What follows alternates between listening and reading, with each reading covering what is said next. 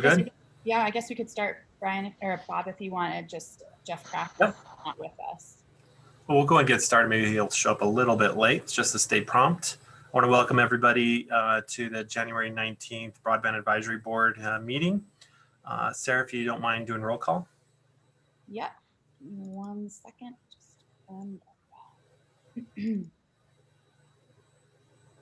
Okay, so Bob Pfeiffer. Here. Brian Martin. Present. Greg Winkler. Here. Jeff Kraft. Okay.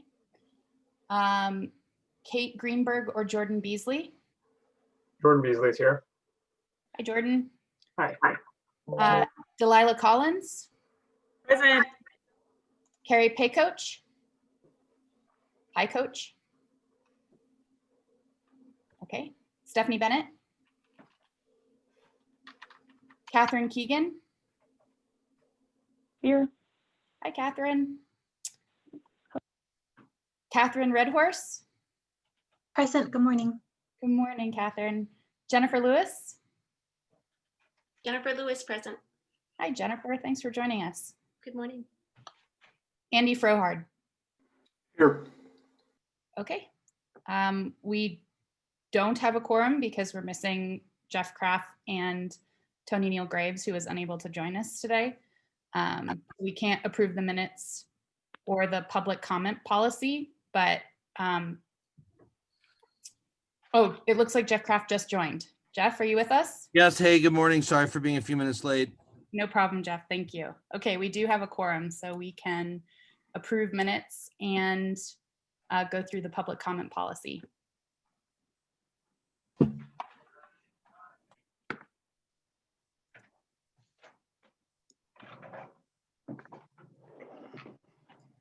Bob, do you want to? Oh, sorry, I'm muted. Darn thing. I said, so the minutes have been provided to everybody. If you would please, I'm seeking a motion for approval. I'll move to approve. Do I have a second? Seconded. Brian Martin. All right, Brian, thank you. All those in favor say aye. Aye. Aye. Those opposed say nay. The approval of the minutes are passed, so thank you very much. Next up, I'll hand it over to Sarah to go over the new public comment policy, and then once she goes through it, we'll look for approval of that policy. So Sarah? Okay, thanks. And Andy, feel free to jump in here if I'm missing anything, but based on the conversation from our last meeting, we've made a few changes to the policy. So we've set some time limits to the policy for public comment. So it's at the beginning of the meeting, we will have public comment, which is 20 minutes, and each person is allowed 3 minutes unless there's additional time that is allowed by the chair. And then when there are formal resolutions that need to be made, like after a presentation that they are making a motion on, the board is making a motion on, there'll be public comment allowed before the motion is set forth. So they'll have, individuals will have 1.5 minutes unless additional time is allowed by the chair. And then the last piece is just that the chair requests that no public comment occur for business items for which the board has already decided on, issues for which the board has already held a prior public comment period. So this is more along the lines of if we are allowing public to make comment before a resolution during the general public comment period at the beginning of meetings, we ask that there's no public comment made on items that have already been passed. And I also have put together just a public comment slide, which I will bring up later, but the note is that if you, for the public, if you want to speak at the public comment period, previously we asked that you fill out a form online. We're no longer asking you to do that. We're asking that you raise your hand, use the raise hand function within Zoom. And if you're unable to do that, to please email oit_broadband@state.co.us, which I will post later, to make different arrangements before the meeting. So that is it for the public comment. Andy, did I miss anything? I don't have anything to add. Okay, great, thank you.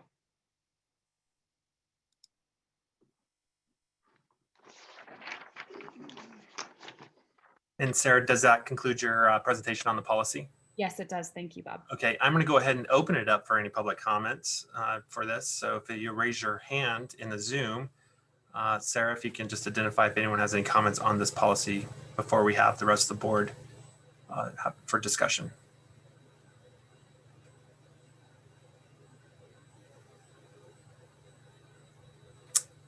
You don't see any? All righty. Go ahead and close the public comment portion of this discussion and move it to the rest of the board. I'll either look for questions, comments, or a motion from the board. I'd like to thank staff for capturing what our conversation was and putting this into a written policy. I'd make a motion to approve the public comment policy for the Colorado Broadband Advisory Board. Do I have a second? Jeff Kraft seconds. All righty. Before we call a vote, I also want to mirror Greg's comments as well. I also would like to say that this aligns with almost all public office meetings from several different organizations. So I appreciate having a common practice. So no matter what the public meeting is, folks have the same kind of expectations of board meetings. So I thank you very much from the team. So those all in favor say aye. Aye. Aye. Those opposed? Hearing none, the policy is passed. Just wanted to say I was muted, so I from Brian Martin. Sorry about that. No problem, Brian. All righty. Well, thank you very much, everybody. So that will give us a little bit of structure moving forward. So next on our agenda, we have public comments. Set 20 minutes aside for public comment. Do we have any public comments as prescribed in our new policy?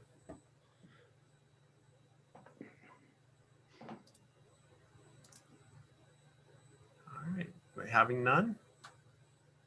Yeah, nobody's raising their hand yet. All righty. Well, then we'll go ahead and move on to, we set 5 minutes aside for good news. So Sarah, you want to kick off some good news for us? Yes, so this is something I'm personally very excited about. This is a new section of our agenda that we are going to be showcasing every meeting some good news about broadband.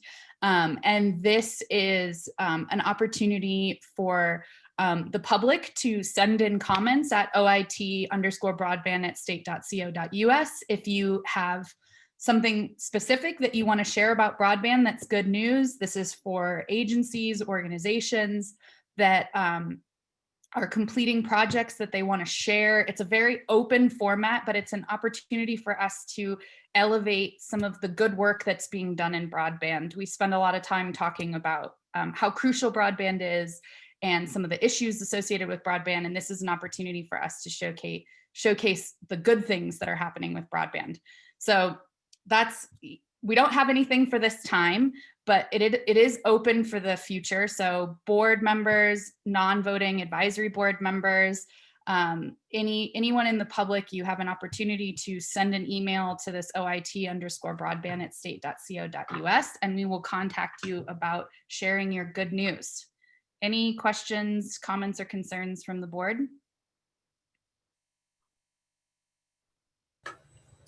Not hearing any. I will say this is a great portion because there's a lot of wins in the state in different pockets of the state. And this is an opportunity to highlight the, I can think of the creativity, the innovation, the thoughts, the successes, and celebrating them. So thanks for putting this on the agenda, Sarah. I think it's a great idea. Absolutely. Is there any other comments from the board? No, we'll move on.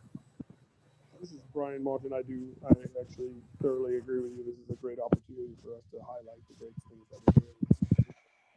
Hey, Brian, you're Sorry, am I having audio issues There you today? go. I apologize. no I problem. just wanted to second the enthusiasm behind this particular piece on the agenda and look forward to contributing to it. Absolutely. Any other comments? All righty. Well, then now we're going to move into the next agenda item, the Pew Charitable Trust presentation. I'll first introduce it to Sarah, and Sarah can introduce our guest. Great, thank you. So our guest is Catherine DeWitt, and she's with Pew Charitable Trust. She's the manager of the Broadband Research Initiative. And the Colorado Broadband Office has had the great pleasure of collaborating with her team on a number of initiatives, including a report that was published last year about broadband deployment best practices. So I'm very excited to have her here, and she has a great presentation. And also, I believe, and Catherine, correct me if I'm wrong, but you're open to having public comment at the end of your presentation as well. Yes, I am. And I'm also joined by my research officer, Anna Reed, today, who many of you may have met, oh gosh, was that 2 years ago now when we were doing she and the team were doing field research. I was not out there with them. Great. So do you want to share your screen? Sure. Okay, I'll stop my share now. All right. Okay, cue the joke about the people who work on broadband and are not always the most confident in using their digital literacy skills. Okay, at the risk of sounding like a cliche, can everyone see my screen? Yes. Okay, great. Hi, everyone. And Sarah, thank you so much for that kind introduction. My name is Catherine DeWitt, and as Sarah mentioned, I lead the Broadband Research Initiative at the Pew Charitable Trusts. Just for a little context, I came over to Pew about 3 years ago now. My background is in management consulting at the federal level, public administration, and economic development. So Anna, if you wouldn't mind piping in to introduce yourself as well. I'm Anna Reed. I'm the research officer on the Broadband Research Initiative. I've also been at Pew for about 3 years. So thanks for the invitation today. Okay, just to level set, for those of you who may not be familiar with Pew, we are a nonprofit, nonpartisan research institution. What does that actually mean? It means that we and our colleagues try to break down some of those challenging and complex questions that policymakers are grappling with every day. And then work with policymakers to implement that analysis and research, really to hopefully inform better policymaking and decision making. We cover everything from penguins to state fiscal health. So you may have what you think is a very obscure question about anything related to policy or governance, but there's probably somebody inside the halls of Pew who can answer that question for you. But of course, my team focuses on broadband specifically. So I'll turn that over to Anna to give a little overview on broadband itself. So just sort of our high level overview on broadband and some of the challenges. As I'm sure many of you are familiar, broadband is primarily defined by the speed and the technology that's used to provide it. So the current speed that the FCC uses is 25 megabits per second download, 3 megabits per second upload.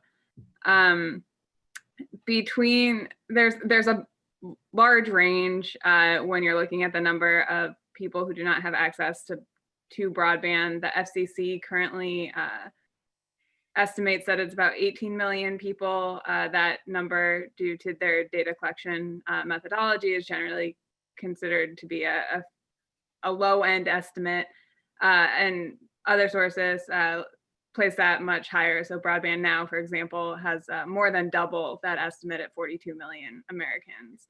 And then you also have the challenge of adoption, where connections are available or across the country. Nearly 1 in 5 households does not have a home broadband subscription. And obviously there are a number of challenges contributing to these issues, and they include, when it comes to deployment, that business case, the return on investment for providers. Policy is an important driver related to both deployment and adoption. The data issue, which I mentioned briefly, and which I know you're all very familiar with in Colorado, is a significant challenge for determining where broadband services and is not available, and the number of people who lack that service. And then, of course, the availability of funding to address these challenges. So our team is looking at how states are actually addressing the digital divide, and we did that for a couple of reasons. But primarily it was because there was a lot of discussion about how federal leaders were trying to bridge the digital divide, and discussion about how local leaders were engaging with it as well. What we realized, Anna and I both through prior professional experience and also through research as well, is that states were doing quite a bit, particularly in the post Recovery Act era, to keep those efforts moving. So our team looked at really how states have responded to this challenge since 2014. And our job now, we'll run through our findings and our research, including what we found in Colorado. But our job now is really to work closely with policymakers and decision makers like yourselves to help implement those findings and to continue this research to provide a better understanding of what's working and why it's working, and the conditions under which these solutions are successful. And of course, our goal is to always facilitate discussions across state government and then between various levels of government as well. So in working to understand how states are addressing this challenge, we took a look at how states structure their broadband programs and what the key responsibilities of those programs are. And generally, we see three kind of elements or ways that these programs are structured. The first is a centralized broadband office, that coordinates these efforts across the state. So for example, your Colorado broadband office. Another is a program within a state agency, but not a formalized office to address broadband challenges within that state. And then the third, which can be either the sort of core component or can be an element of those programs and kind of work to support or evaluate offices or programs within agencies, are task forces and councils. So for example, they now have established a more of a formalized staff presence, but in West Virginia for some time, the West Virginia Broadband Enhancement Council was really responsible for the core programmatic elements in a way that in other states an office or agency may have been. And then when we look across states, we see kind of four key elements of what those offices or programs are doing to expand broadband access. And these key areas are stakeholder engagement, and Catherine will touch more on this when we get to our promising practices findings. Data management, both in terms of using the data that's available to understand where challenges are, where gaps in access are and are not, and also in collecting data on the impacts of your program. Planning both at the state level and then supporting local or regional planning efforts. And then obviously that core function of administering grant programs that support broadband deployment. So Anna ran through what the components of state broadband programs look like. These are the activities that we found are really instrumental in bridging the digital divide and making meaningful progress in doing so at the state level. You're probably looking at this and saying, really, this is what you found? These are like the basic tenets of good public policy, which we are thrilled to say, yes, they are, which means that they're replicable across states and up to the federal and local levels. But to get a little bit more specific, these 5 activities are really important, and we're seeing that states are using them in different ways. Some states use all of these activities in their programs and overall efforts, others don't. But what we found is that some combination of these initiatives is really important. And what distinguishes state programs from federal efforts at this point are the fact that states are focusing on more than one element here. So overwhelmingly, and Anna will touch on this a little bit more later, but we see federal programs that really just focus on funding and deployment, which is very important. Obviously, we're looking at a significant capital expense to bridge the digital divide, but we have found that these other elements of stakeholder outreach and engagement, establishing a policy framework, supporting planning, providing funding for the operations of those grant programs, and then of course, program evaluation and evolution are really critical. I'm just going to briefly run through a couple elements here of these promising practices before turning it back over to Anna. When we talk about stakeholder outreach and engagement, some of it looks like what y'all are doing right now. So that's engaging people across government. That's also working with people at the local level. So community leaders, members of the private sector, internet service providers, community anchor institutions, really the entities that provide those connections, and then the ones who benefit from those connections. So how are states engaging those perspectives in the policymaking process, and also the challenge scoping and then solution scoping as well.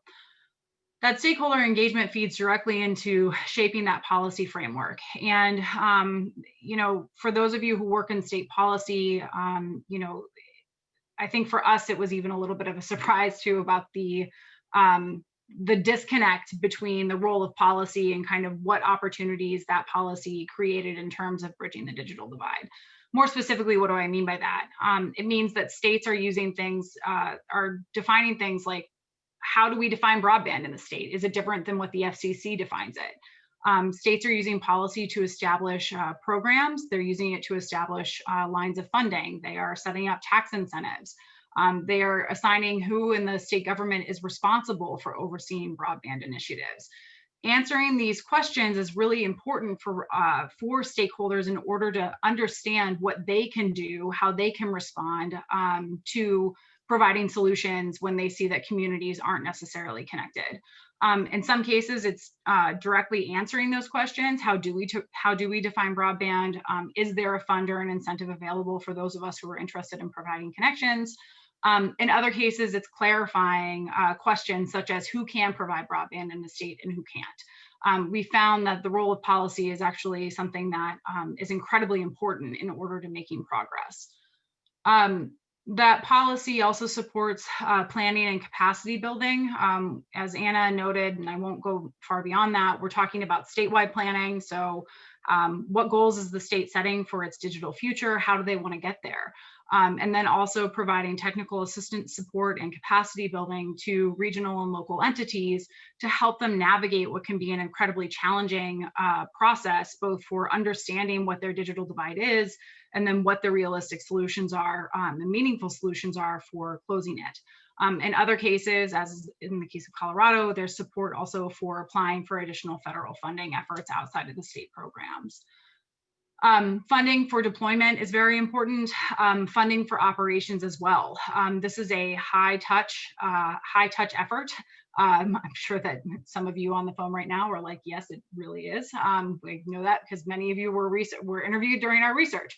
But this is something where we don't just need a single person to administer these programs. It's helpful to have people who can be out in the field to build those relationships with the private sector, with local leaders. It's very important to have those relationships in place to help, again, navigate these processes both related to state programs, federal programs, and just figuring out what solutions are available.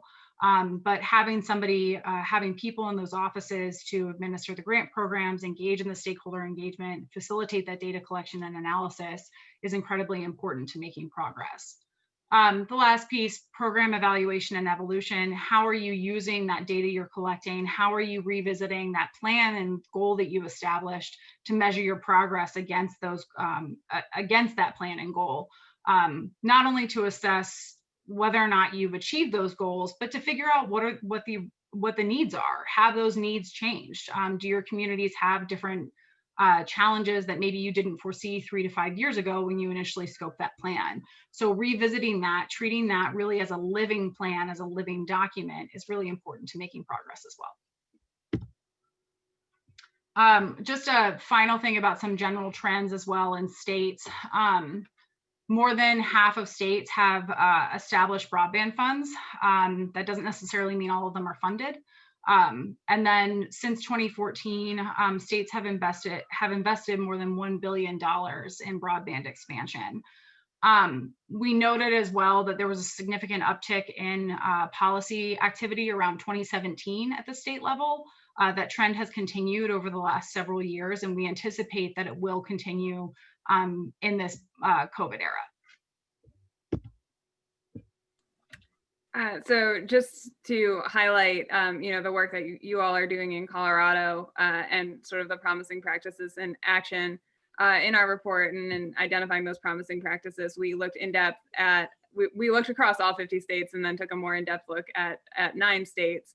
And Colorado is one of the states where you can see elements of all 5 of those practices as part of your program operations. And so we just wanted to highlight a few things here that we frequently return to as examples from Colorado in terms of what's working and what other states can learn from what's happening in Colorado. The stakeholder engagement element, the fact that you're able to bring multiple agencies together to work towards these goals is notable, as well as engagement with elected officials at both your state and local levels.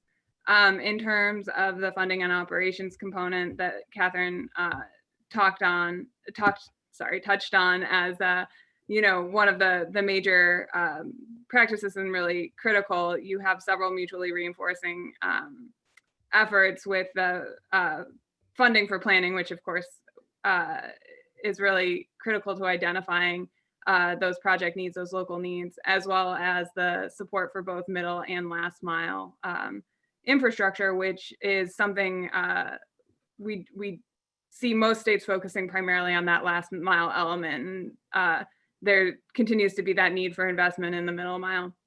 And then the program evaluation and also the accountability around those grant programs. So having some reporting requirements and data collection requirements around what you are funding, and understanding that the data and mapping component that you have in Colorado that highlights that information, and then continuing to evaluate the impacts of that work and use that to inform how your programs are working, as highlighted by your recent report looking forward at what is next in Colorado.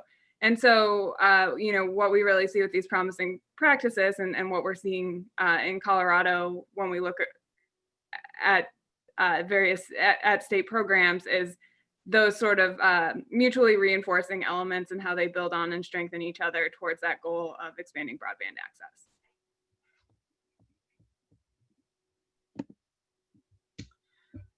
It's sort of impossible to talk about broadband these days without talking about some of the recent federal funding initiatives that have occurred during 2020 alone.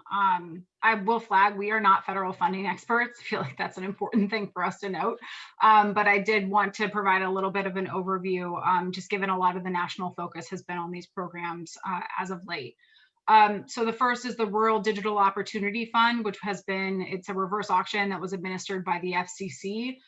Round 1 was announced in late 2020. That is $9.2 billion that will be distributed over 10 years. The second we wanted to flag was the CARES Act, which provided $375 million for the deployment of broadband infrastructure, support of telehealth, distance learning, and devices. We found that more than a dozen states actually use CARES Act funds for broadband deployment and public Wi-Fi, distance learning, and telehealth.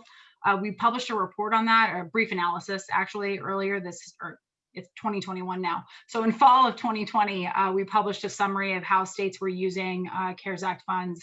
We'd be happy to provide a little bit more information on that analysis or direct you to that on our website. The final piece was the COVID relief package that was announced in December 2020. That includes approximately $7 billion for deployment, broadband adoption, and capacity training for users and anchor institutions, and then dollars for emergency benefits as well.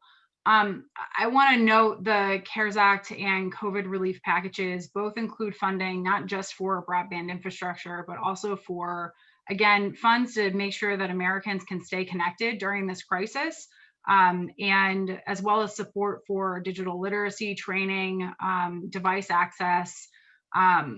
That's a significant shift back to a funding support that was more prevalent during the Obama administration. And from our perspective, it's given what we have found in our research about the importance not only of infrastructure deployment, but also in these other elements of digital literacy and the role of access.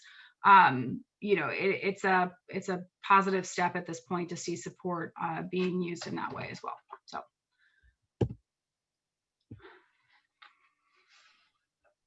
So just to summarize some of the sort of key takeaways from our research and from our general look across states, one of the idiomatic expressions we heard several times is that there's no silver bullet, there's just buckshot for addressing this issue. And we use that quote probably too much, but it does capture that this is, a multi-pronged approach. There are a number of things that it's not just a matter of finding one policy solution or putting more money towards the problem. There are a lot of things that go into addressing it, including then policy. And as Catherine touched on, the policy framework, how states address broadband in their policy really does matter and make a difference in how these efforts are shaped. And that's everything from setting those broad policy goals, those goals for 100% coverage, rural broadband, to how you're defining things in your program requirements. And all of that comes together to, really create that policy framework that sets the stage for the rest of the efforts. The federal, state, and local levels all have an important role to play in closing the digital divide. Federal efforts are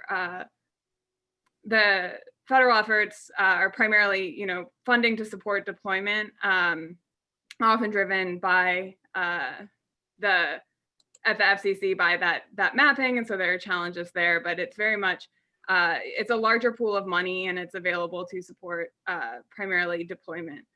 State governments are a level closer to the challenge. They provide that bridge between the federal and the local, and they also have funds, as we touched on, or Catherine touched on, with the promising practices to support planning activities, those stakeholder engagement activities and program evaluation activities that may not be as much of a component of the federal programs and how they interact at the state level. And then we just, emphasizing that the infrastructure deployment, it only addresses one component of the problem. There are also those challenges related to adoption and use, and funding does currently primarily support infrastructure deployment. So in order to fully address this, how funding can be allocated to both of those areas to support both continued infrastructure deployment in areas that are unserved, as well as ensuring that people are using that infrastructure where it's available. And then there's the ongoing challenge of data and how that data can be used, or how it's creating challenges to solving the digital divide. And that really comes into how that funding is allocated, the level of detail, the scale that you're looking at for those different funding elements. So all of these are both challenges and opportunities for addressing the challenge and continuing to close gaps in broadband access. So just a couple of points before we take your questions.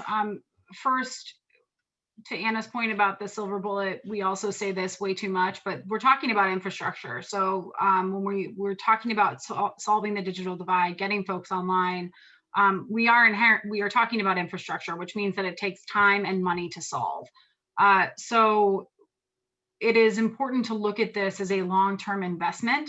And what we also found through our research is that sustained investment over time is helpful in building certainty for those internet service providers to know that they will be able to continue their good work 3-5 years in the future. We said it twice already, we'll say it again, deployment is just one part of the solution.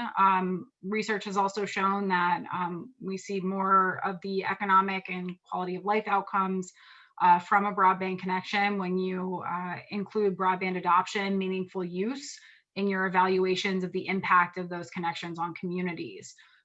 So that's to say, it's not just about the connection into the home. It is really about making sure that folks are using it, making sure that they know how to use it, and that they are using it in a way that can benefit their lives. And I think that the pandemic has reinforced that point. It has shown us, not just how essential a connection is, but that if people don't have the appropriate devices to get online, a laptop, a tablet, a desktop computer, it will be really difficult, if not impossible, for them to work and learn and see their doctors and do everything else from home. So not only the presence of a connection, the usage of a connection, but the affordability of those connections is also something that the pandemic has really elevated, which is why we're seeing policymakers being increasingly more willing to provide support to ensure that Americans can stay online, even if they are experiencing economic challenges related to the pandemic. But we also know that research is needed more than ever. We're not just saying that because we're researchers. I think that that's part of it, but okay. But we know that the pandemic has brought up more questions. The affordability question is one of those things. What do we learn from these emergency affordability programs over the course of the pandemic? What do we need to better understand about different partnership models and how they can facilitate access? What worked well from the CARES Act, from how states use CARES Act funding to facilitate quick broadband infrastructure programs. And that research is important not only because we want to understand what's been happening over the last year, but also because we anticipate that the federal government and states will continue taking additional action. So, we want to make sure that policymakers at every level of government have a robust understanding of the options that are available to them, under what conditions they are successful, and then why they can be successful. So, we really appreciate the opportunity to talk about our research today. We realize it's a little early to be discussing this at 9 a.m., 9:40, but we truly appreciate the opportunity to highlight our work and also what is going well in Colorado. So happy to take your questions if you have them. Great. Hey, this is Craig. I have a question about the data collection. The FCC Form 477, they have both access data as well as subscription data that's collected from the facilities-based providers. Do you use that in your data? And maybe a question for CBO or OIT, does the Colorado have a data sharing agreement with the FCC to get that subscription data so we can get a good picture of the digital divide from a subscription basis, not just from a access infrastructure perspective? I can take a pass at the first half of that question and then pass it over to someone from Colorado, which is to say, we do not perform a lot of analysis on the FCC Form 477 data. We use it as a baseline understanding for what the federal government understands the level of connection is within that state or that area. And then we work with states to isolate whether or not they have a more granular level of data available to work with. Thanks, Catherine. Just as a reminder, if you'd like to speak, please state your name and the organization that you're with and use the raise hand function. And I'm going to hand the rest of that question over to Megan Gernert from our office. Hi. So I think the question was about utilizing the subscription data from the Form 477. So I can kind of answer that in two parts. OIT, the Colorado Broadband Office collects, we perform our own data collection to try to get more granular data than the FCC has. The subscription data at the FCC level it's really more of a 30,000 foot view. I think those are collected at the census tract level. So it'll be the total number of subscriptions within a census tract. There are some counties in Colorado that are one single census tract, so that kind of gives you an idea of the scale. A lot of the rural counties might have 3 to 5 census tracts that make them up. So the subscription data at the 477 database is really kind of a generalized view that's not really useful on a granular level. Oh, Craig is saying that subscription data is at the block level. Craig, I have not seen that before. I've only ever found the subscription data at a tract level. Yeah, it's at the block level. So when we file it, it's at the block level. Same with the access numbers. But you have to have a data sharing agreement with the FCC. So there's a form to fill that out, and they started doing that a few years back. And then you can get that digital divide clear view of who's subscribing to what, not just if it's delivered to the house. But I can follow up on it later. Thank you. Okay, so you're saying that when you submit the data, it's at the block level. The FCC doesn't publish that data at anything less than a tract level. No. Okay. So state of Georgia has a data sharing agreement with the FCC, and so they incorporated that into their broadband policies. But you have to file for that. I can Okay. follow up later though. Hey, Craig, can you please introduce yourself and state what organization you're with? Craig Schweckel, Carbon Valley Internet. Okay, thank you. And yes, thank you. You have our email address. It's in the chat. Feel free to follow up with us. Amy Switek, thank you for your question. Please feel free to unmute yourself and introduce yourself and your organization. Hello, everyone. Good morning. This is Amy Switek. I'm with Philanthropy Colorado. And my question in regards to the model that you had of the 5 different areas, I'm curious where regulation fits into it and consumer protection. That to me seems to touch on many of those, and could be core to really, between the mapping and the affordability and just holding folks accountable and having it more regulated in our state and having more consumer say. So I'd love to hear where that fits into that model. Thank you. It's a good question. Right now, that's something that is addressed at the federal level. Instead, how we're seeing states think through this notion of regulation, and states at this point can't regulate it, but regulation is in thinking through those accountability measures that we talked through in our research. So how are states building grant oversight and management and accountability into their programs to ensure that those who receive public funding, state funds, are adhering to the terms of their agreements? How are states understanding then and putting those requirements in place to ensure that the funding is doing exactly what it's supposed to do? I'm sorry, just a quick follow-up to that. I am new to this world, but it seems that I've heard that in Colorado it was regulated at one point, and then it was deregulated. There used to be some accountability under the Public Utility Commission in Colorado, and but I'm seeing Teresa shake her head, and so I must have really misunderstood that.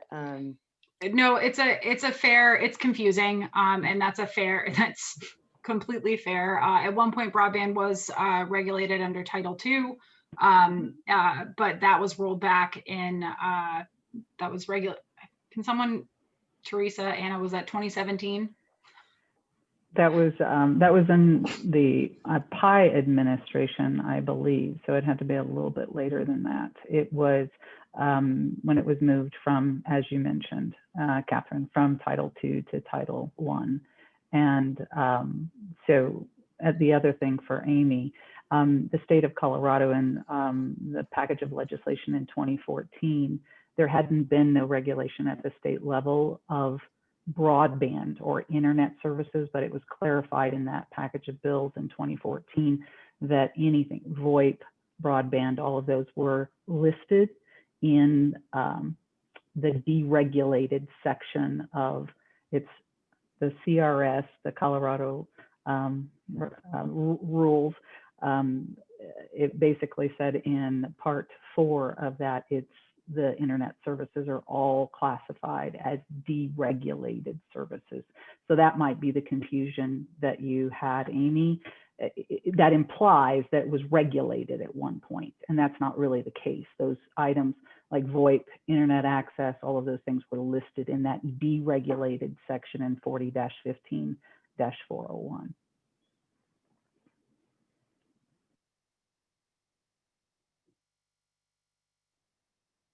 Great. Thank you, Amy. Thank you, Catherine and Teresa. Jeff, you had a question? Go for it. Yeah, hi, this is Jeff Kraft. I work at the Office of Economic Development and International Trade. I want to thank the Pew people for being here today. It's really interesting to hear from you. My question is sort of a benchmarking question, knowing that there's a lot of factors that drive successful broadband deployment, just in terms of state level funding. Colorado, as most of the people here from Colorado know, we have really frugal taxpayers. I'm curious as to, in terms of state revenue, how Colorado benchmarks or ranks, either on a per capita basis or per capita adjusted for difficulty of providing service given our mountains, how we rank compared to other states in terms of providing state money, and sort of know I'll say a second part too is, knowing that our states, some of our state subsidies have been tied to landline usage, which are declining. So therefore our state, some aspects of our state funding are declining. What should we be doing about that to come up with other funding mechanisms to provide state level subsidies to promote broadband? Just interested in hearing sort of the view across the United States about that. Sure. We can get back to you on some of the specifics on per capita and things like that. We've looked a little bit at that across states, and as you know, like the total amount isn't necessarily as meaningful sometimes as the per capita or per unserved percentage unserved or so forth. In terms of total amount, we are seeing over the last few years have seen an increase in the amount states are appropriating or dedicating for broadband. And a lot of states have been in the last 2 years right around $20 to $25 million a year. There are a few that are higher, a number that are still lower. But states with active and established programs are kind of have been kind of leveling in that area over the last couple of years. In terms of how it's funded, there are several other states that are, using repurposed their state universal service funds or are using some form of fee on landline service, and that is a declining revenue base. All of those states are struggling with that challenge of how to fund this, and sort of also the trade-off between going to sort of an annual appropriations model and not having a dedicated revenue source. So you see states that do have that annual appropriations model looking for what options for a dedicated revenue source would be, but states that have that dedicated revenue source struggling with the fact that it tends to be a declining revenue base. So we don't necessarily have a good answer for that at that point, but we are continuing to look at how states are evaluating those different models of funding their programs. And then I guess just over the last couple of years, we've seen several states support it with bonding as part of larger infrastructure packages or other bond packages. So that's one model that we haven't explored particularly extensively, but that we are seeing, as well as just other revenue streams related to infrastructure funding.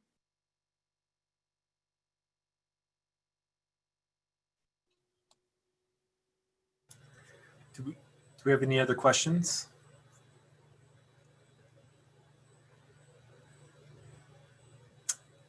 All right, I'm assuming none. Hey. Oh, go ahead. Yeah, this is Craig again. I don't seem to have a raised hand function, so pardon me for jumping in. But Catherine, when you look at the data that you guys have tracked over the years, One of the adoption differences that you see is between races, and it's kind of contentious issue these days and very sensitive, right? But the data shows that there's 12, 14 point difference driven between races. Is that something that you see in Colorado as well? And is there more to solving that other than affordability? So Craig, and sorry, I'm completely stumbling here. To clarify, we work for the Pew Charitable Trust, and Craig, you may be looking at research from the Pew Research Center. They are our cousin colleagues. There's a little bit of a firewall there. So we very much so rely on their fantastic research to illustrate trends in broadband access and adoption across the country. To answer your more immediate question about differences in broadband adoption and trends that we see trends in a couple of ways, one of which is low-income Americans are less likely to access and have broadband in the home. And then, of course, we do see different trends between different races. We are not experts on that issue, so I can't and don't want to speculate as to the what or the why. But what I think it gets to, again, is that point I made when we were wrapping up about the need for more research. It is very easy to make generalizations based on the data that has been provided to date. But now we are at a point where we need to have a more thorough conversation about the drivers behind the digital divide. Why are certain communities left behind? Why, for those who may have connections present, why don't they get online? Is it the cost? Is it perception of quality? Is it lack of relevance? Is it the fact that they don't have the appropriate devices to get online? Is it something else? I think that it's important for us to move beyond some of the generalizations that we ourselves have been relying on in the last few years to really characterize the challenges associated with the digital divide. That's why collecting good data is very important. That's why having teams at the federal, state, and local level who can work directly and closely with communities to do that stakeholder engagement, who can talk to local leaders and community anchor institutions and community partners to really understand what the nature of the digital divide is at the local level.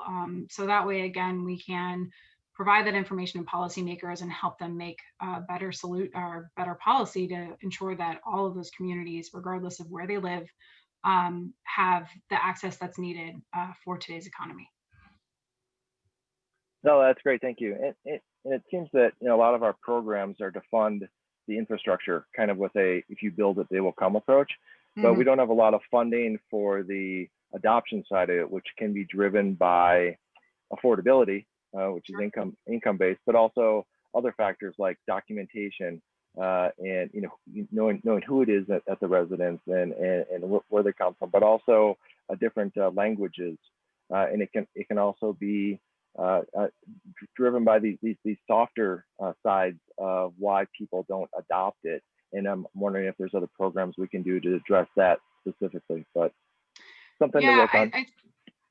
Craig, I think you bring up a good point, and that's one of the reasons why, and Anna, feel free to jump in here as well, but that's one of the reasons why we are anxious to look at how states have used CARES Act funding to specifically for implementing those emergency broadband subsidies and using them to help get families online, particularly with K through 12 students, because of some of those reasons that you just outlined. So whether it's a reluctance to or a lack of trust in government, if it's the documentation issues, whatever it is, I just think that we are hopeful that there will be some really useful and applicable lessons learned from the emergency programs that have been stood up in the last 10 to 9 months. Great, thank you.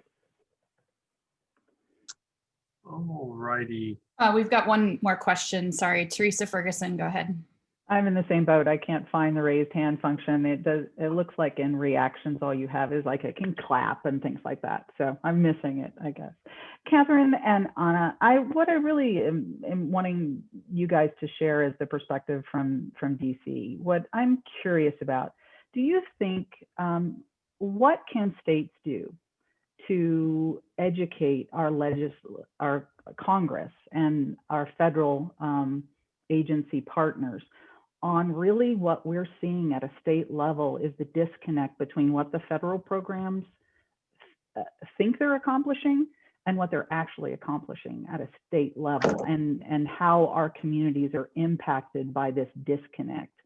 What do you think we can do? What are some states successful in this process of really reflecting what's happening at a more granular level at a state level, or are there additional things that you guys found in your research that we could be doing better? I think across the states that we looked at, we saw different levels of engagement with their congressional delegations and with people at the federal level generally. So there are states that do have those very strong relationships and that are able to sort of more effectively communicate some of those challenges with their congressional representation. And I think you do see that in terms of some of those advocates on the Hill for broadband. West Virginia comes to mind in this as a state where, this has been a very big challenge at the state level. It's a big priority at the state level, and where their senators and representatives are also very invested in fixing this challenge in West Virginia. So I think that's a component. And then, ongoing engagement with other states about what they're doing, how they're addressing it, and continuing to, share that message. There's that benefit of, aggregating it. So this isn't just a challenge in Colorado. This is a challenge in multiple states. These federal programs are not always meeting the needs. Sometimes they're hindering the ability of state programs to provide funding in areas that are unserved or underserved. And, when that message is coming from multiple states and those states are saying similar things, it can resonate. And Catherine, I don't know if you want to jump in with anything else.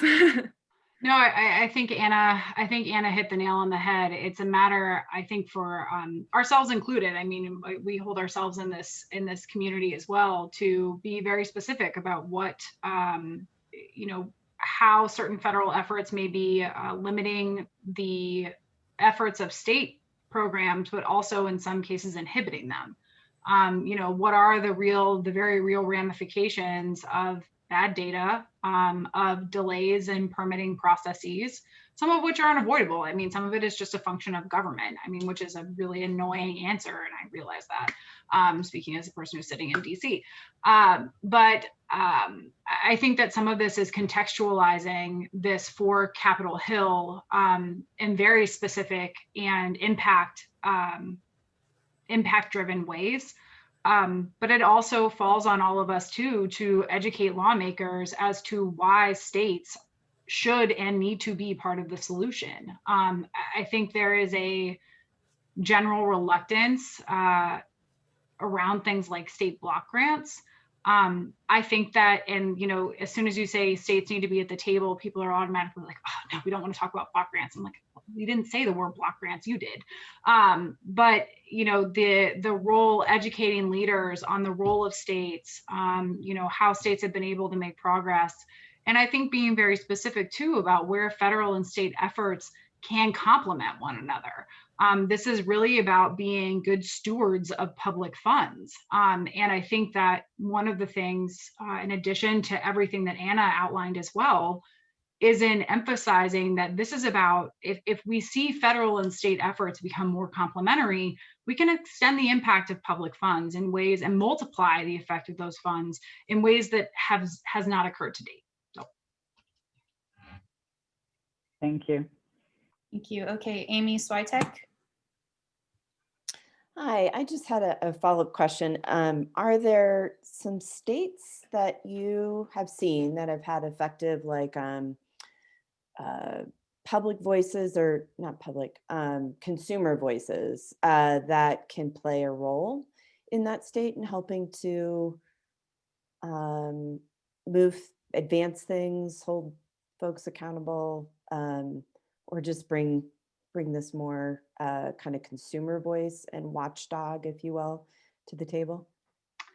Yeah, Anna, can you take that and talk about California, and then also touch on the point you made to me separately about the consumer protection with the net neutrality rules as well? Sure. So California would be the first state that comes to mind with that, in terms of having multiple organizations that are engaged in advocacy for different elements of the broadband challenge, including the sort of consumer rights, consumer protections, who are really actively engaged both in lobbying at the state capitol as well as in commenting on rulemakings and providing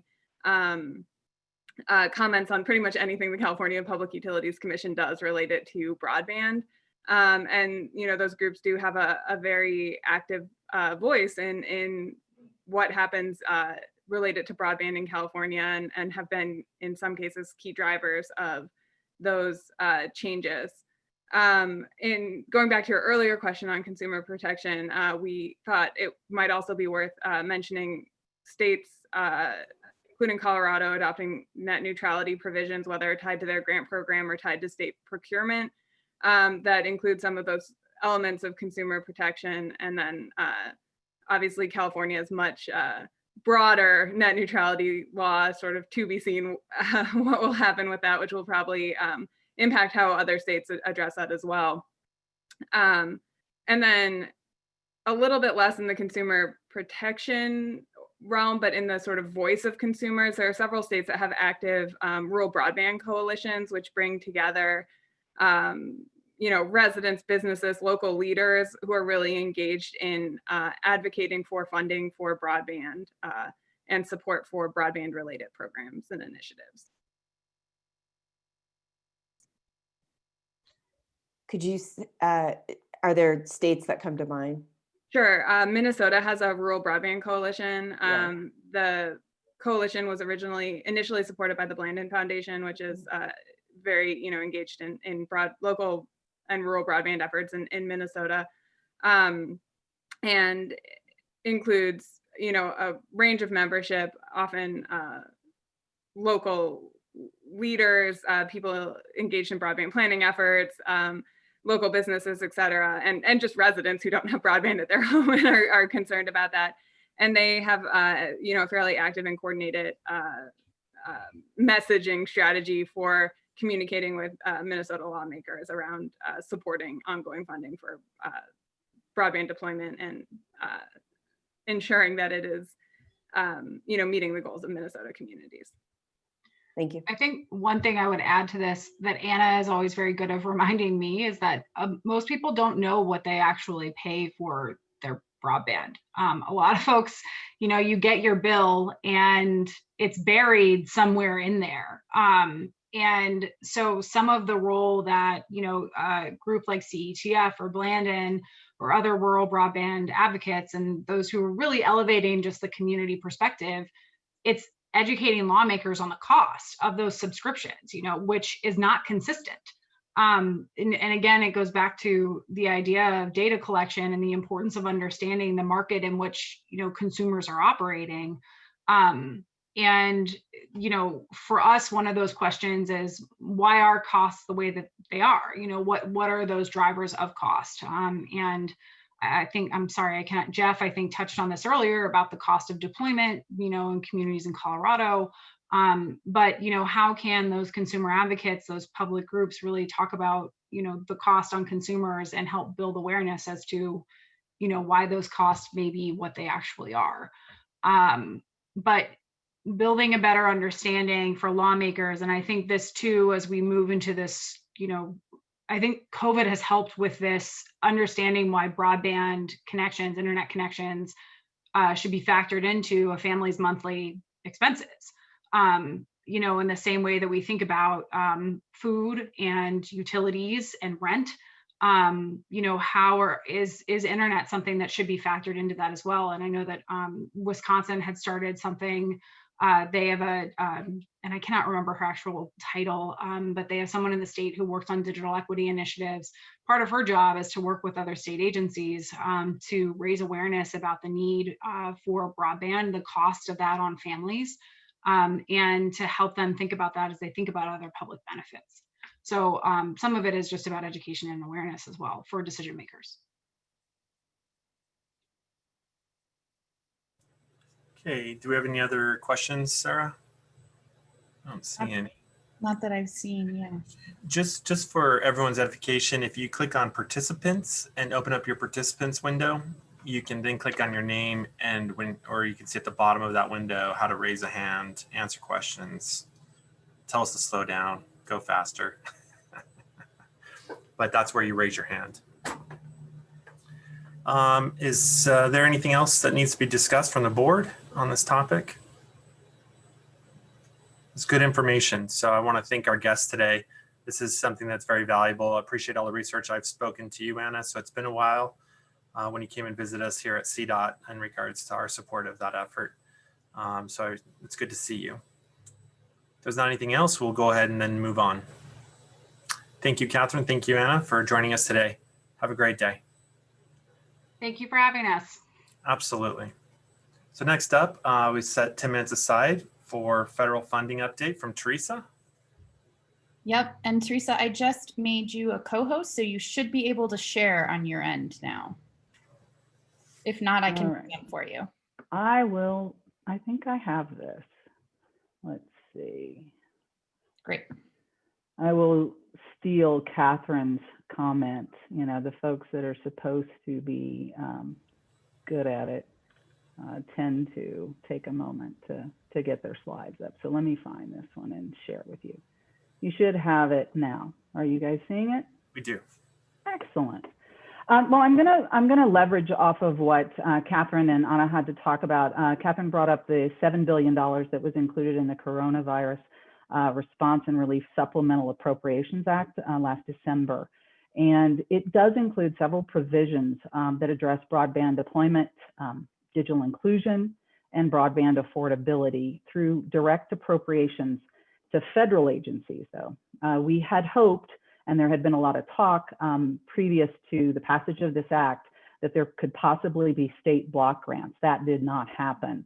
What these appropriations directly to federal agencies means is this funding will not come to the states. So Colorado's benefits will only arise if in these nationally competitive programs, if applications from qualifying customers, internet service providers, or local or state agencies are successful in these programs. And so the thing I want to mention right now, though, is this bill was enacted on December 27th. And so many of the aspects and details of these programs that I'm sharing with you on the slide are still being ironed out through rulemakings or process or data collection. So please don't, you know, the links that I've provided, I'll make sure we have them on our website so that you can go to them directly and you can review the changes or updates or timelines for these various agencies and these individual programs so that you or your stakeholders in your communities can participate in these programs. But quickly, there were appropriations to about 4 different agencies that touch or could touch broadband. The first one being the USDA. USDA was appropriated $635 million for the USDA Reconnect Broadband Loan and Grant Program. The state of Colorado has been successful in this program. There were 2 previous rounds of this program, and we had 3 applicants that were awarded over $15 million. And so in Northwest Colorado, in Southwest Colorado, there are 2 providers that will be deploying over 1,200 gigabit fiber to the home deployments funded by that USDA Reconnect program. So we're hopeful we'll have more applicants that apply for that funding in this next round. $60 million was appropriated for the USDA's existing distance learning and telemedicine program Colorado's only had a couple of awards of this from this program in the last 5 years. So this one's one that our office, the Colorado Broadband Office, will be working closely with internet service providers and communities to apply for this funding so that we can hopefully draw more of that money to the state. $35 million was appropriated to the USDA for the Community Connect Broadband Grant Program. That program is relatively new, and Colorado's had a couple of applicants to that, but no awards have been funded for the state of Colorado. The FCC really got some of the big chunks of this money for them to administer. One of the most important things, as we were talking earlier, that everyone understands it's very critical that we have broadband data mapping and accuracy. And so in 2019, Congress passed the Broadband Data Act, but they didn't have any funding in that act for the FCC to implement the program. So Congress in the supplemental appropriations gave the FCC about $98 million to actually implement a new methodology for broadband data collection. The big pot of money, though, is this $3.2 billion. That money is for the Emergency Broadband Connectivity Fund. That is a brand new program that will allow consumers to receive a $50 discount off of their broadband bill, or $75 if that consumer sits on in tribal nation territory. So this is a huge new program. The FCC is currently in the process of taking comments of how that program should be set up. Those initial comments are due on January 25th, and the reply comments are due on February 16th. So that program is definitely in flux right now. There are a couple of other programs the FCC was directed to administer, and that's a $250 million COVID-19 telehealth program. These are grants that were part of the original CARES Act. And in fact, Colorado healthcare providers applied to receive funds under that COVID-19 telehealth program. So Colorado was successful in that. Many of our healthcare providers applied for funding to help them connect directly with patients. And so we were very successful in that program, and we anticipate more of our healthcare providers participating in this program going forward. Don't have the dates for the windows for that to open yet, though. $1.9 billion was allocated to the FCC to administer what's being termed or called rip and replace. There were certain unsecure equipment identified by the FCC and by Congress that could put our broadband infrastructure in peril. And this program will allow telecommunications and broadband providers to take that unsecure equipment out and apply to the FCC for funding to replace that equipment with what they consider secure equipment. The next federal agency that was provided with appropriations was the NTIA. They received $300 million to implement a broadband infrastructure deployment grant, prioritizing solutions that would provide 100 megabit down and 20 megabit up in areas that do not have access to 25 megabit down or 3 megabit up right now in these rural areas. Another program the NTIA will administer is the creation of the Office of Minority Broadband Initiatives to focus on access and adoption for minority communities. We don't know what that's going to look like yet, so stay tuned for that one. The big one in this really affects our colleagues in the tribal lands. $1 billion was appropriated to the NTIA to expand access and adoption of broadband on the tribal nations. And so we're really anticipating getting some more details on this program to work with our colleagues on the tribal lands to help them secure their, like what we like to say, unfair share of this federal funding dollars for the state of Colorado to help those communities. And the fourth federal agency that was appropriated funding, and this one was a huge one, it was almost $82 billion, was appropriated for the U.S. Department of Education. And it's continuing the CARES Act funding, and it provided additional funding for those three programs that are currently in place right now under the CARES Act with the Department of Education. $4.1 billion was allocated for the Governor's Emergency Education Relief Fund. Colorado's share of that, and it's like a block grant. It is allocated down to individual states, and then this funding is an example of why the states were advocating for block grant funding for broadband deployment in general. This particular program can be used by the governors of each state to get kids back to school, to help the school districts fund those things that would get them operational. So this funding of $4.1 billion is directed directly to the governors on a formula basis. And in particular, Colorado will see $47.8 million under what's termed the GEAR Act funding. The big one for the school districts, though, directly is the $54.3 billion that was allocated to the Elementary and Secondary School Emergency Relief Fund. Now, this fund is then appropriated from the state level education offices. And in the state of Colorado, there's an allocation process that divides this money up into each individual school district. Colorado's share of that $54.3 billion will be $519 million. Now, this is 4 times what was available under the CARES Act in the spring. And the money that the Congress appropriated for this, they were very clear. They really, really want schools to use this funding to get kids back in the classroom.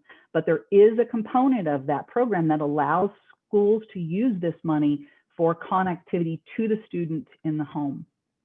And so the final bucket of money at the Department of Education was the $22.7 billion that was allocated for higher education. This helps higher education in this time of need for connectivity to students. So just high level, guys, just wanted to provide you with a really succinct list of these programs. We are hopeful that there will be additional appropriations for infrastructure investment for broadband deployment in the states. And of course, the state will continue to advocate for block grants because broadband is we are close to these issues. We are close to our communities that are suffering from broadband insecurity. And many of us at the state's broadband offices across the country will continue to advocate for giving the states a say, a place at the table for how these federal dollars will be spent for deployment in our own state. So Sarah, if we have any questions, I'm happy to take those now. I know I went through that fairly quickly, but I want to make sure we accommodate everyone's time. Okay, great. Sorry, Sarah, I'm just going to chime in. If there's any questions, if you don't mind emailing Teresa, I want to stay focused on our agenda and our time limits. Thank you, Sarah, for posting Teresa's contact information in the chat box. So go ahead and feel free to email any questions to Teresa. Is there any questions from the board on this topic? Okay. So next up, we have Megan and Tony to talk about, we have 10 minutes allocated to updates from the Colorado Broadband Office on broadband metrics. So Megan and Tony, you're up.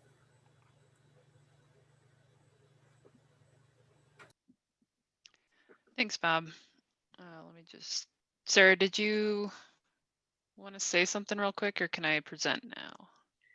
No, go ahead. I can say something Okay. at the end. Thank you.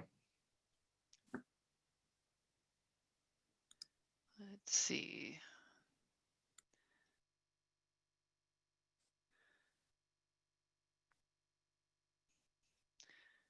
Okay, the obligatory, can you see my screen question? Okay, so I'll be presenting about metrics and data accuracy. I'm Megan Gernert. I'm with the Broadband Office. Tony is here on the call. I don't think he'll be doing any of these slides, but he's here to clarify and answer questions if they come up. So I'll just jump into it. So the Office of Information Technology, OIT, has a number of what we call wildly important goals, or WIGs.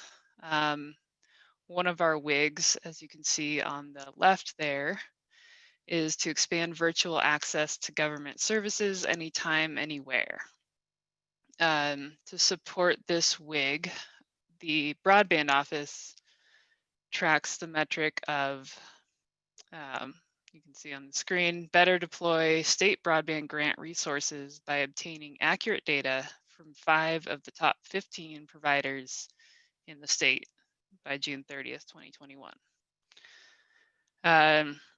So I'm sure many of you have a couple questions about that, which I will explain.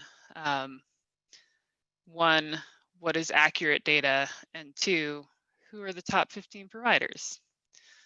So first, the way we've defined accurate is essentially it needs to meet our data granularity requirements, which I'll talk about more in a second, but those are basically, we're aligning those with the requirements set forth in the Broadband Data Act, which was signed into law last March and requires the FCC to collect more granular data. Secondly, it has to be submitted within the past 2 years. So we have a lot of older data in our database that we need to make sure is up to date. The second question, I'm sure on your mind, who are the top 15 providers? This is basically a priority list. So these are the providers that we really want to target to get accurate data from. So it's a subset of providers who are not currently giving us accurate data. We use an algorithm that takes into account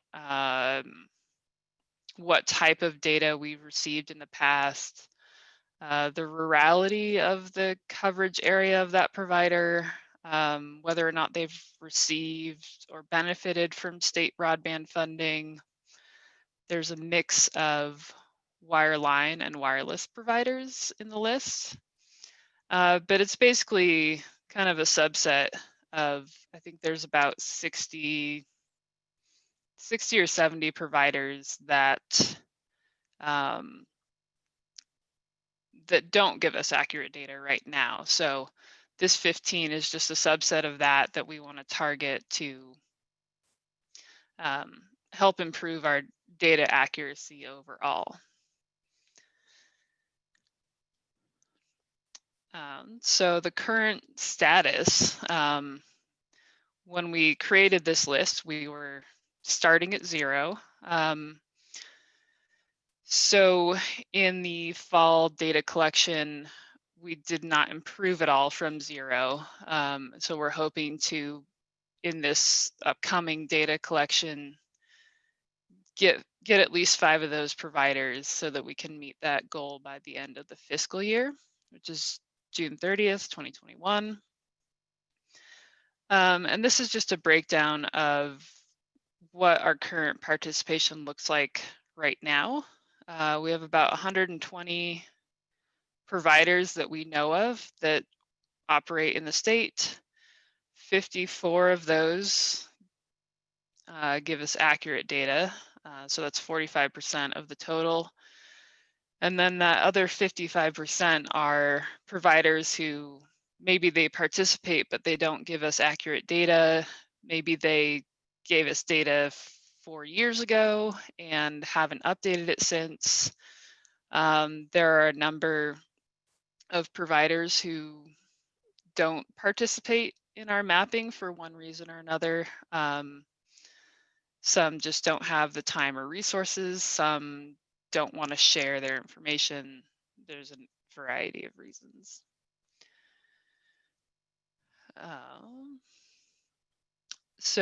Okay. The yellow and red slices there, that's where that 15 come from. So those are all in that part of the pie. And then I'll just take a minute to talk about data accuracy in our current data collection. So accuracy is one of the key topics that was in the governor's broadband initiatives report released in October of last year.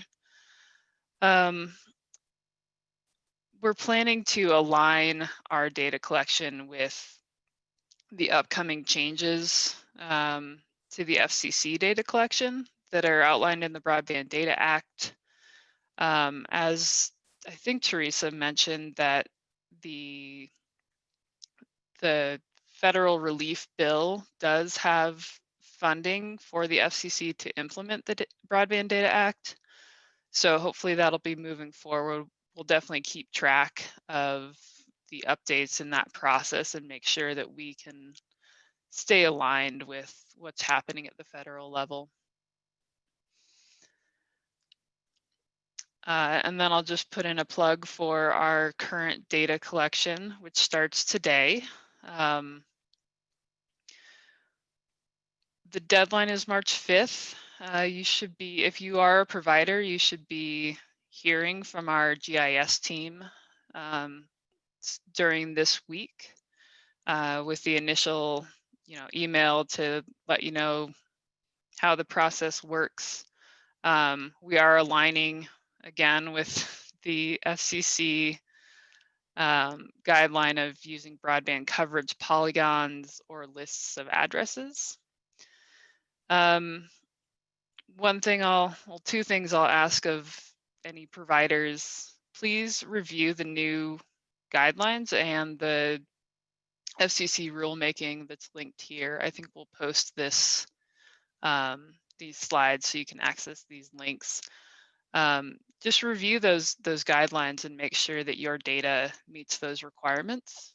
And then second, don't wait until March 5th. That's just the deadline, but the sooner that we can get your data in and get it processed, the sooner we can identify any issues or questions that we have for you and make sure the process goes smoothly. We also have a standard NDA that's available for providers to sign. So if you want to submit data under an NDA, the sooner the better to get that signed and on file. All of the guidance and all the information is on our website at the link there, which I can also post in the chat. And then lastly, I just wanted to give an honorable mention to our old metric. A lot of you probably thought of this when you saw metrics on the agenda.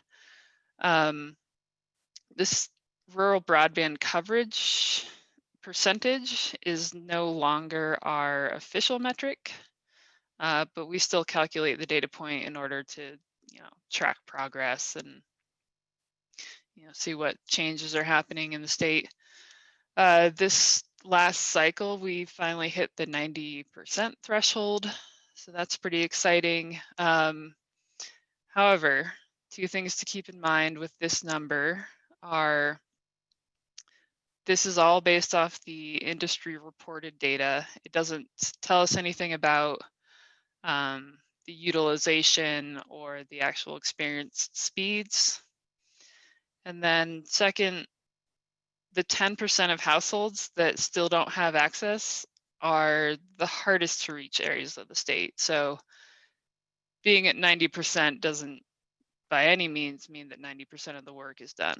So I just wanted to give you guys an update on that rural broadband coverage number, as well as our the new metric that we're tracking, which is the number of providers submitting data. So I think that's all I have. I can post mine and Tony's email in the chat. I'm not sure how much time we have for questions during this call. So go ahead and post that on there. I know, Sarah, you added a few things. I don't know if you want to highlight what you've added into the chat real quick before I ask for questions from the board.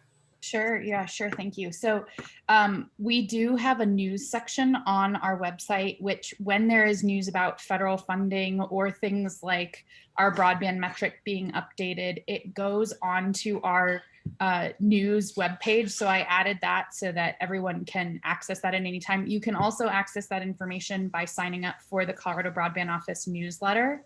And then additionally, sort of side note attached to what we were talking about with Pew, the Colorado Broadband Office has been running a survey about broadband stories from stakeholders and their experience of broadband during the pandemic. And we have some information that we've synthesized from that data, but please take this survey. We are using that data to understand what it's like for stakeholders in the state and their broadband experience. So thank you, Bob. Thank you, Sarah. And then I believe Megan's going to go ahead and post some other things up on the chat. So for those that are attending in the public, there will be some useful information in your chat box. Do we have any questions for Megan from the board? Seeing none, I'm going to go ahead and move forward. It's set 5 minutes aside to update on the budget from Kate Sneed. You're the only one I used last name, so I should have just said Kate. And I'm noticing I registered as Catherine Sneed, the full thing. Oh, I'm sorry, Catherine. How's that? No, I just noticed that. Thank you. Thank you, Bob and board. I just wanted to give a really quick update. The Joint Budget Committee will be reviewing the supplemental request for the $140 million this Friday at 9 a.m.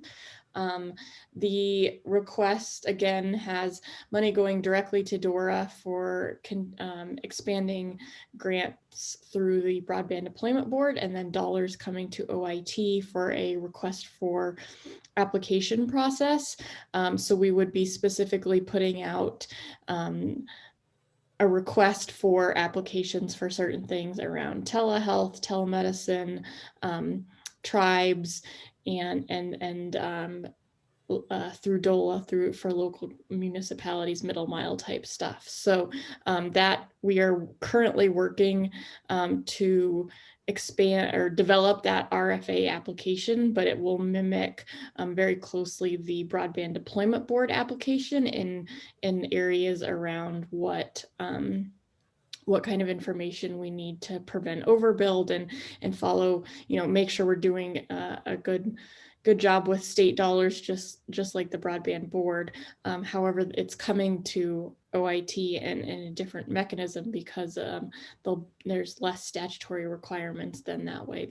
For those of you who might need the reminder, the statute is very limiting in what the Broadband Deployment Board dollars can be used for specifically to last mile providers, and we want to broaden and make sure we're able to have more flexibility and provide grants outside of that for this supplemental dollars. So more to come on. You all can listen publicly on Friday to the Joint Budget Committee's presentation and decision, but that is kind of where we are. After that, we'll have a lot more knowledge about next steps and moving forward. The legislator is on a break until February 16th. So while the Joint Budget Committee will be meeting and discussing, and we'll have an idea of what they are going to recommend to the legislator and moving forward on this, nothing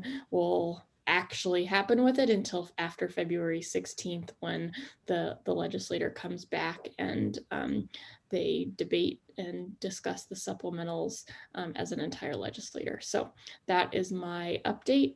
Feel free to reach out if you have questions about that process or the RFA process that we're developing. We don't have anything to publish or send out yet on that, but we will continue to keep everyone updated as we do. All right, thank you, Kate. Carrie had a question, I believe. Yeah, just a quick question. So I heard JBC hearings are canceled today and tomorrow for various reasons. Do you think that'll impact the Friday hearings?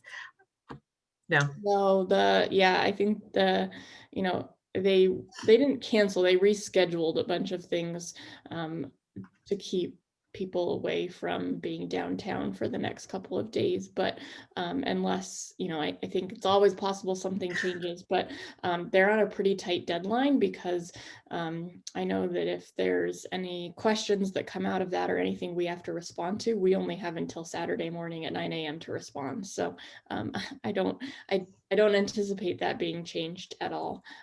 But also never know in this day and age. So I would definitely plan on it moving forward on Friday. And do you have is there a specific agenda and schedule of when they're going to be talking about the broadband supplemental? It's between 9 and noon.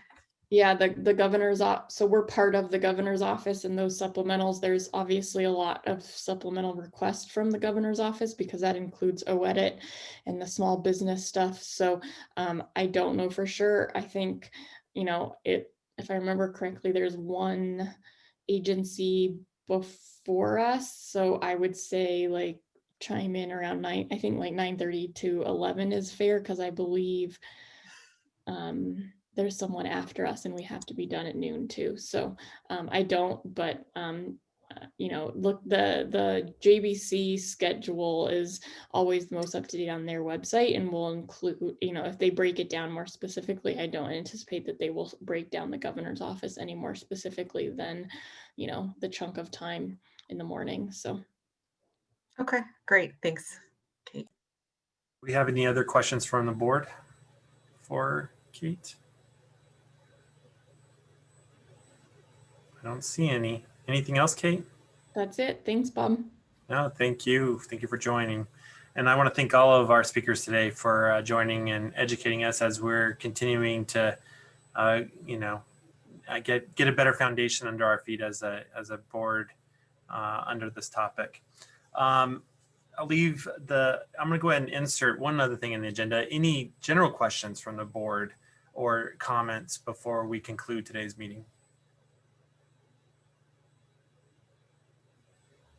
All righty.